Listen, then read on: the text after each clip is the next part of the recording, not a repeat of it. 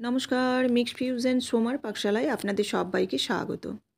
আজকে আমি আপনাদের সাথে শেয়ার করব ফুলকপি আলু বড়ি দিয়ে পোস্ত। এটি আমি নিরামিষভাবেই বানাবো, তবে এটি কিন্তু পেঁয়াজ দিয়েও বানানো যায়। তো চলুন আজকে আমি আপনাদের সাথে শেয়ার করছি বড়ি আলু ফুলকপির পোস্ত।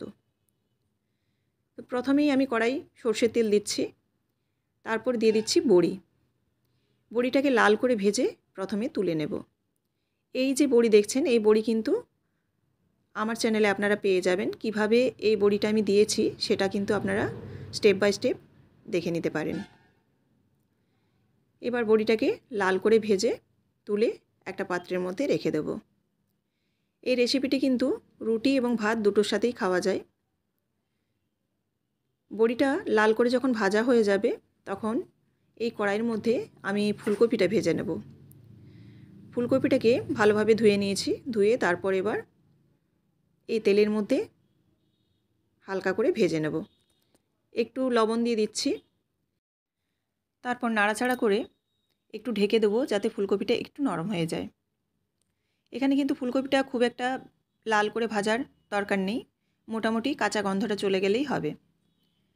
ফুলকপিটাও কিন্তু ভাজা হয়ে গেছে। এবার ফুলকপিটাকেও তুলে আমি রেখে দিচ্ছি। এবার এই কড়াইয়ের মধ্যে আমি দিয়ে দেব আরও 2 চামচের মতো সর্ষের তেল।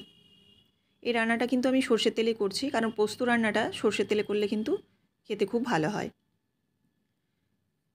এবার এই তেলটা যখন একটু গরম হয়ে যাবে এর মধ্যে ফোড়নে দেব গোটা জিরে, আর দেব তেজপাতা আর একটা শুকনো লঙ্কা।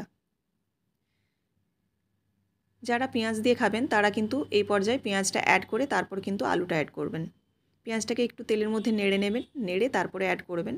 আর আমি যেহেতু নিরামিষ বানাচ্ছি সেহেতু আমি একদম ফোড়নের উপরেই কিন্তু আলুটা দিয়ে দিচ্ছি। আলুটা দেওয়ার পর এর মধ্যেও একটু আমি লবণ দিয়ে দেবো পরিমাণ মতো, তাতে আলুটা কিন্তু তাড়াতাড়ি নরম হয়ে যাবে এবং তার সাথে ভাজাও হয়ে যাবে। এবার একটু নাড়াচাড়া করে লবণটাকে ভালোভাবে মিশিয়ে নিয়ে একটু ঢেকে দেব। এখানে মিনিট 2-3 মতো ঢেকে দিচ্ছি সিম জালে, যাতে আলুটা হালকা সেদ্ধও হয়ে যায় এবং একটু ভাজাও হয়ে যায়। এই রেসিপিটি কিন্তু ভাতের সাথে এবং রুটির সাথে দুটোই খাওয়া যায়। আর আলুটা এদিকে হতে হতে আমি একটু কিন্তু এখানে পোস্তটা বেটে নিচ্ছি। 3টে কাঁচা লঙ্কা দিয়ে 2 চামচ পোস্ত বেটে নিলাম। এবার এদিকে দেখুন আলুটাও মোটামুটি ভাজা হয়ে গেছে আর কিছুটা সেদ্ধও হয়ে গেছে। এবার নাড়াচাড়া করে এর মধ্যে আমি দিয়ে দেব পরিমাণ মতো জল। পোস্ততে কিন্তু সেরকমভাবে খুব একটা মশলা লাগে না। এবার আমি দিয়ে দিলাম জল। জলটা দিয়ে একটু নাড়াচাড়া করে এরপর ঢেকে দেব যাতে আলুটা ভালোভাবে সেদ্ধ হয়ে যায়।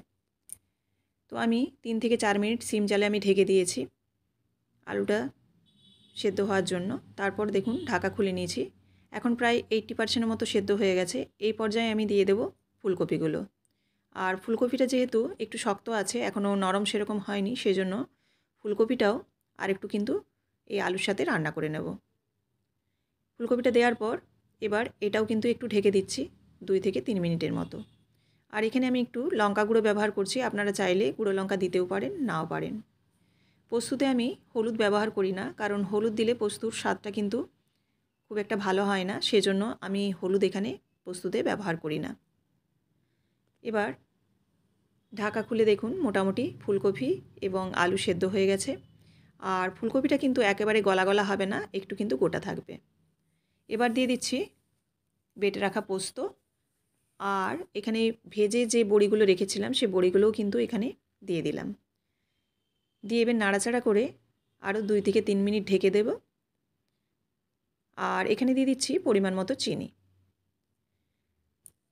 এবার 2 থেকে 3 মিনিট সিম জালে রেখে দিয়ে গ্যাসের ফ্লেমটা কিন্তু বন্ধ করে দেব।